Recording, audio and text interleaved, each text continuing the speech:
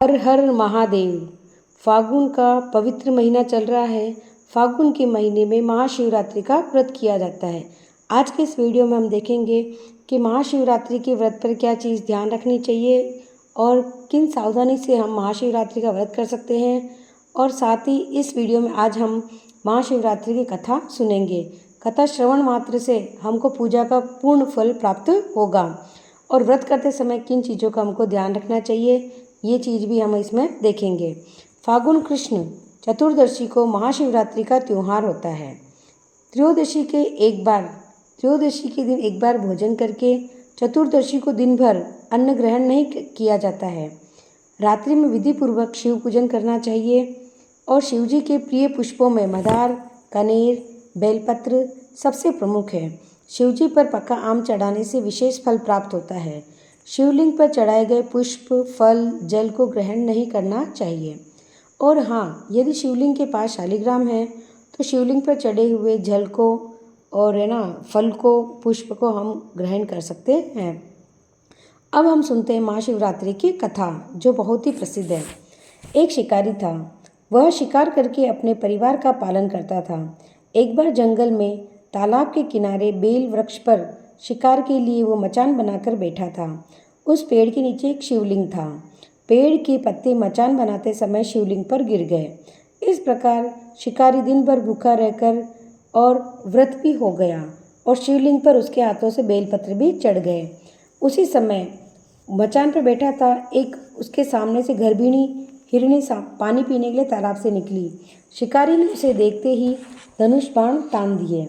वो हिरणी बोली कि मुझे माफ़ कर देना, मैं अभी गर्भवती हूँ, बच्चों को जन्म दे दूँ, वापस तुम्हारे पास आ जाऊँगी, फिर तुम मुझे मार देना।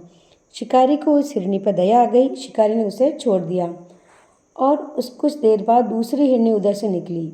शिकारी ने फिर अपने धनुष बाण चढ़ाए। हिरणी ने कहा, हे व्याघ्रराज, मैं थोड़ी देर पहले ही ऋतु से निवृत्त हुई हूँ। मैं अपने पति से मिलकर आ जाऊँ, उसके बाद तुम्हारे पास लौटूंगी और तुम मुझे मार देना। शिकारी को उस पर भी दया आ गई। शिकारी ने उसे भी छोड़ दिया। रात्रि में अंतिम पहर में एक मृगी अपने बच्चों के साथ उधर से निकल रही थी। शिकारी ने शिकार हेतु धनुष बाण चढ़ाया। तब वह हिरणी वापस बोली कि मैं इन बच्चों को इनके पिता के पास छोड़ आऊँ, तत्पश्चात तुम मुझे मार देना। शिकारी को उस पर भी दया आ गई और उसको भी छोड़ दिया। सुबह हुई तो एक हिरण आता दिखाई दिया। शिकारी उसका शिकार करने के लिए जैसे ही उठा तो हिरण बोला, हे व्याघ्रराज, यदि तुमने इससे पहले 3 मृगियों तथा उनके बच्चों को मार दिया होता तो मुझे भी मार दीजिए, ताकि उनका वियोग न सहना पड़े। जितने भी थे उनका वियोग मुझे सहना पड़े। मैं उन तीनों का पति हूँ। मुझ पर भी कुछ समय के लिए कृपा कर दीजिए। मैं उनसे मिलकर तुम्हारे पास वापस उपस्थित हो जाऊंगा। इस प्रकार सारे मृगियों को शिकारी ने छोड़ दिया। मृग की सारी बात सुनकर ऋषि का एक तो उपवास हो गया और उसके मन में दया भी आ गई।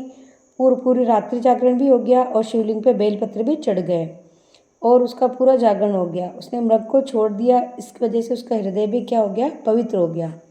अपने पूर्व कर्मों को याद करके वह अपने ऊपर पश्चाताप करने लगा। थोड़ी देर बाद हिरण सपरिवार सहित उसके सामने उपस्थित हो गए।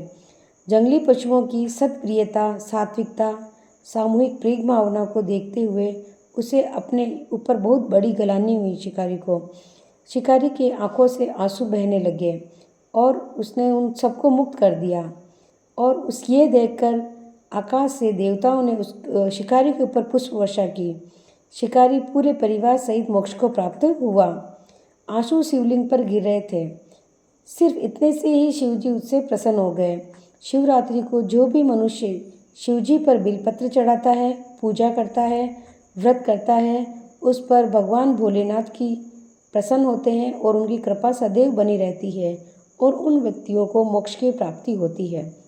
बोलो हर हर महादेव की जय।